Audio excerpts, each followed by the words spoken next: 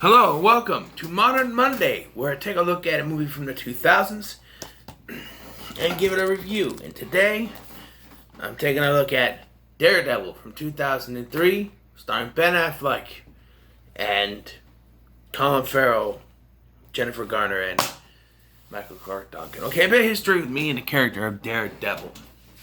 The only version of DareDevil I knew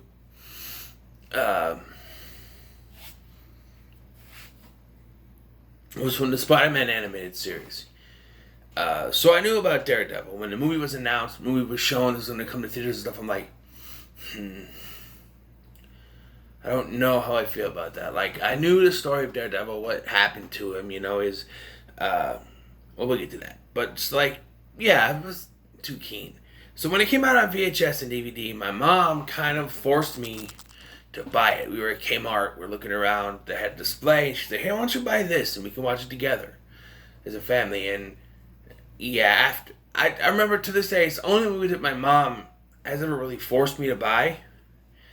And after we watched it, it's also the only film that my mom has apologized for.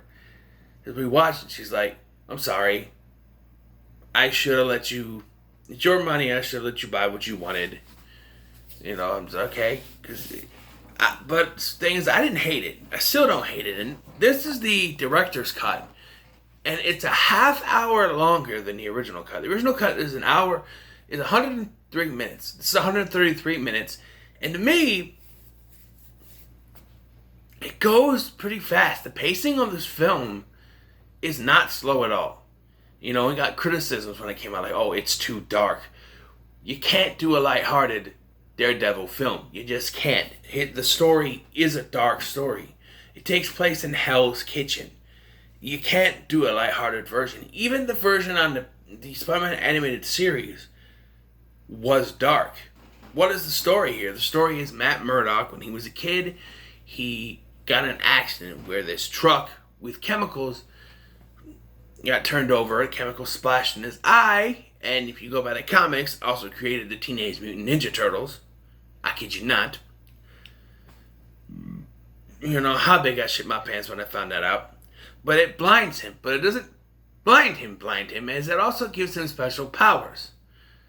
He can see in sort of like an echolocation type thing, which always confused me growing up, because I was like, well, if the chemical blinds him, but also gives him special sight, is he really blind?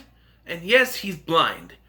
But there are certain circumstances. He can hear things better. He can smell things better. Like your usual kind of what they say happens to a blind person. But I hear that's a myth. As far as I know. But anyway. Yeah,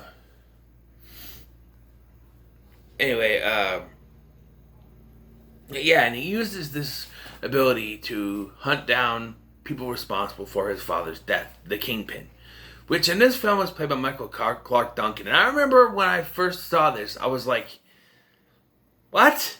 Because, and I'll tell you why, it's not racism or anything, so don't start marching around my door chanting Black Lives Matter or anything. I'm not saying that.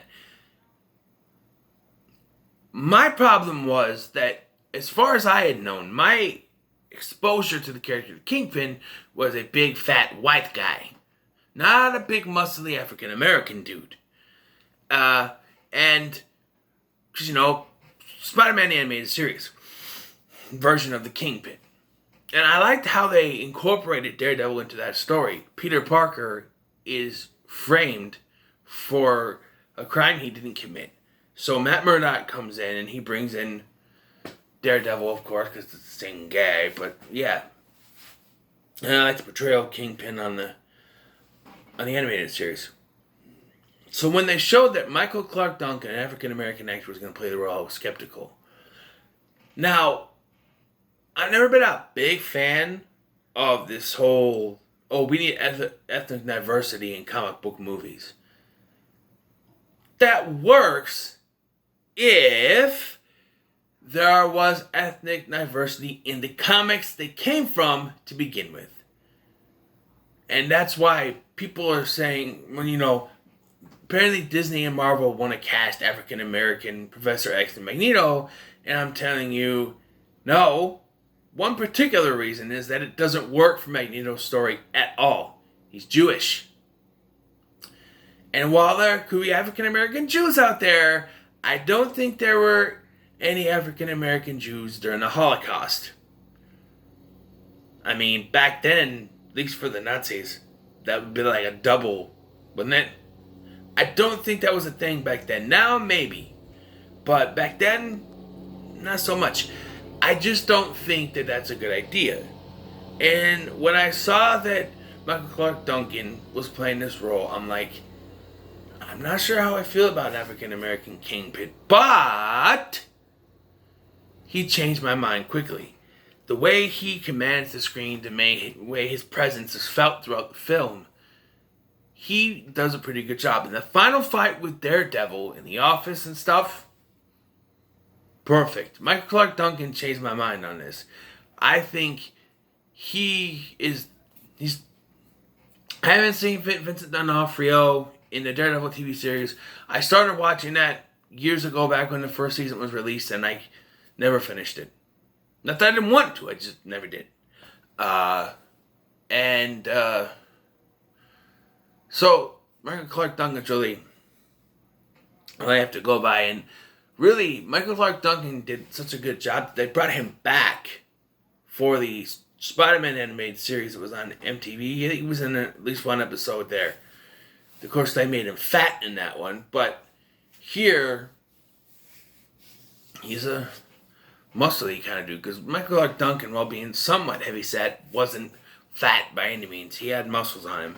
May he rest in peace. But yeah, there are a few things I do like about this movie, despite the fact that I don't really care for the movie.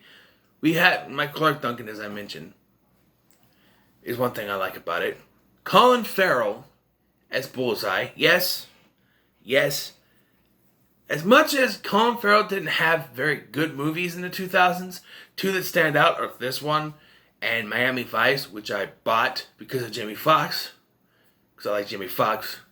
I like his music, I like his acting, and the movie sucks. And I still have the movie to this day. It's even though I've gotten rid of movies I don't watch, I pawned them in the pawn shop. For some reason, Miami Vice is one I can't part with. I don't know why. I've tried to give it a shot.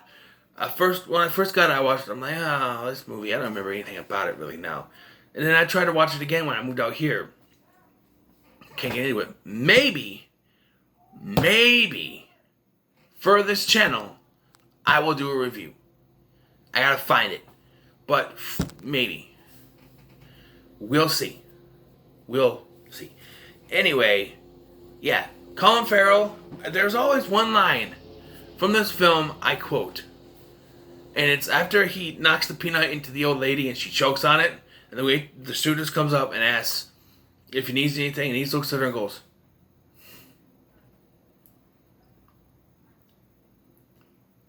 "More peanuts?" Damn stutter. He looks at her and he says, "More peanuts, please?" I always quote that. I say, "More peanuts?" all the time. I love that. And also, I never miss. You know, I don't know what's wrong with me in saying something like this. I was practicing earlier and I was doing fine. I know.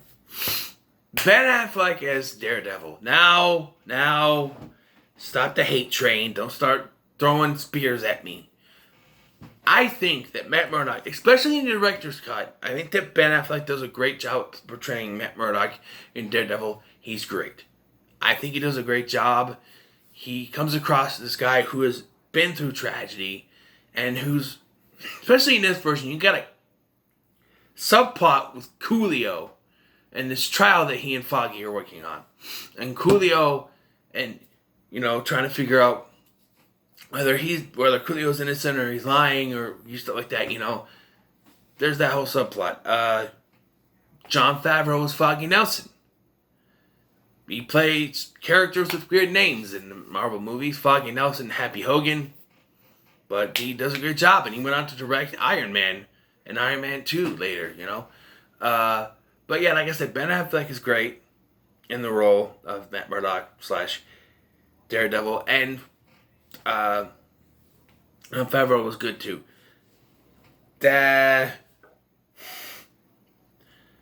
Jennifer Garner. Oh, good Lord, she's trying. But no, and why they thought it was a good idea to give her her own movie, I don't know. But she's fine. Joe Pantoliano as Ben Urich.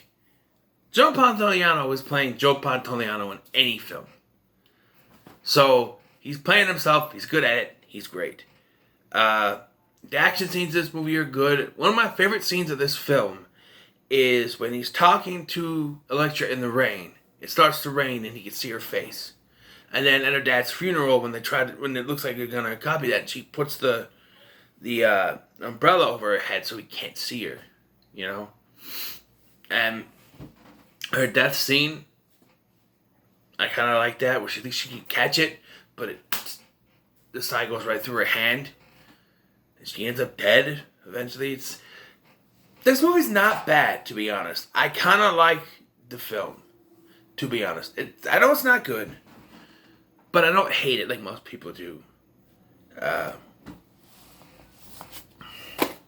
Anything really, really bad in it? Not really.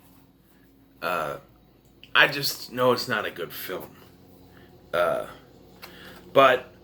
I'm going to give Daredevil a 6. Because I think it's a decent film. It deserves at least a 6. So, what are your thoughts on Daredevil? Let me know in the comments below. Make sure to like, share, and subscribe. Thank you for watching. I've been Scotty. I'll see you in the next one.